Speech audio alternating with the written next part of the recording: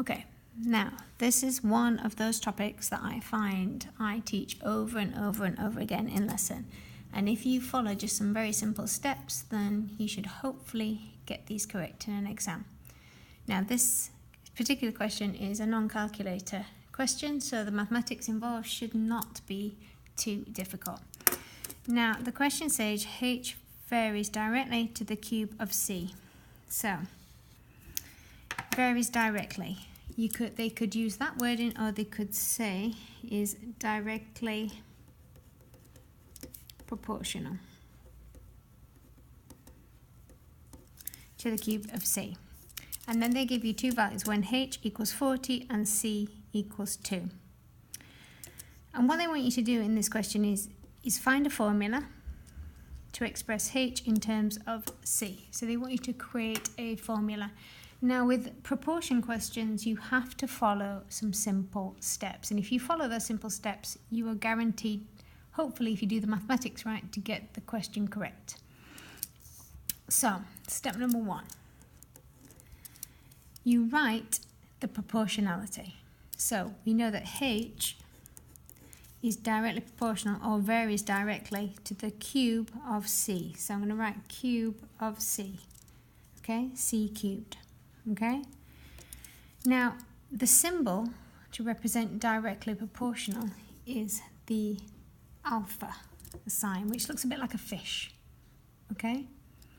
So that is step 1. You are stating the proportionality. h varies directly to the cube of c, or h is directly proportional to the cube of c. h is directly proportional to c cubed. I've wrote the proportionality. Step number 2. We replace the alpha sign with an equal sign and a k, and the k represents a constant, and we're always looking to find a constant for our formula. Okay, so we're going to replace the alpha sign, so we write h is equal to kc cubed. So I've replaced that alpha sign with an equals and a k, and everything else is the same. Okay,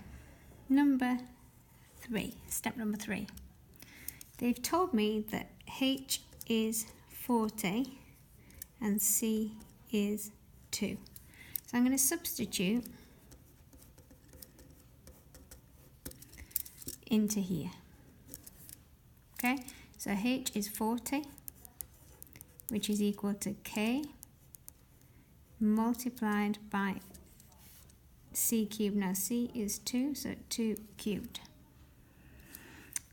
So 40 is equal to 2 cubed is 8, so 8k. And if we rearrange by moving the 8 by division, then my k value is 5. Now the final part is to replace this 5 in here and write the answer on the answer line. So h equals, so we've already got that here and here, h equals. So I'm going to replace the 5 with a k, or the k with the 5, and then write c cubed. And that is me writing h in terms of c. Now for part 2, once we have this formula, we can use it to find other values, because that constant that we've worked out in part A is constant the whole way through. That's what it means, it's constant. And that is something that we work out, and then we're able to work out other answers dependent on how this h or the c varies with each question.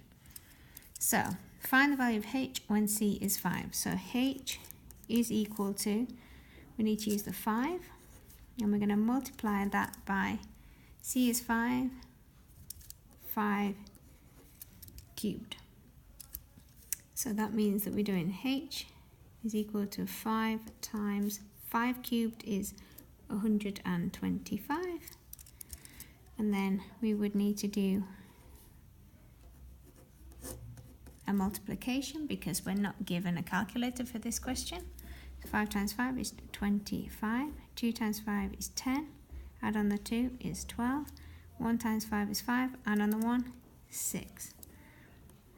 So our answer is 625.